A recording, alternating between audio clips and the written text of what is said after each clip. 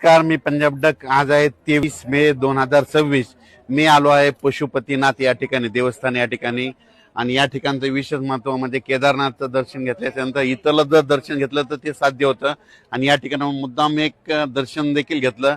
आणि महाराष्ट्रातल्या शेतकऱ्याला एक आनंदाची बातमी सांगणार आहे पशुपतीनाथहून, म्हणजे नेपाळहून, काठमांडूहून महाराष्ट्रातल्या शेतकऱ्यासाठी एक आनंदाची बातमी. महाराष्ट्रामध्ये सांगायचं झालं तर म्हणजे केरळमध्ये जवळपास 30 आणि 1 तारखेला मान्सून तिथं दस्तक देणार आहे, म्हणून सर्वप्रथम महाराष्ट्रातल्या शेतकऱ्यासाठी आनंदाची बातमी.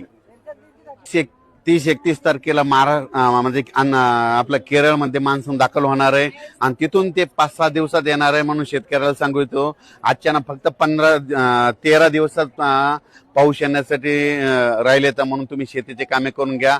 30 आणि 31 तारखेला मात्र केरळमध्ये मान्सून येईल. तिथून ते 5 ते 7 दिवसांमध्ये 7 जूनच्या दरम्यान महाराष्ट्रामध्ये देखील पाऊस येऊ शकतो, मान्सूनचा पाऊस येतो. तोपर्यंत महाराष्ट्रामध्ये अवकाळी स्वरूपाचा, विखुरलेल्या स्वरूपाचा पाऊस पडणार आहे, म्हणून हा अंदाज लक्षात घ्यायचा.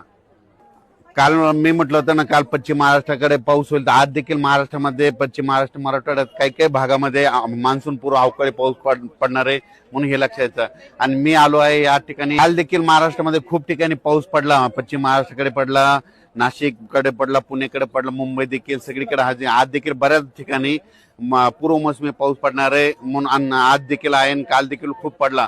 म्हणून शेतकऱ्याला सांगू इच्छितो की आणखीन ह्यामध्ये 5-6 दिवस मध्ये असाच विखुरलेल्या स्वरूपाचा अवकाळी पाऊस विखुरलेल्या स्वरूपाचा पडणार आहे.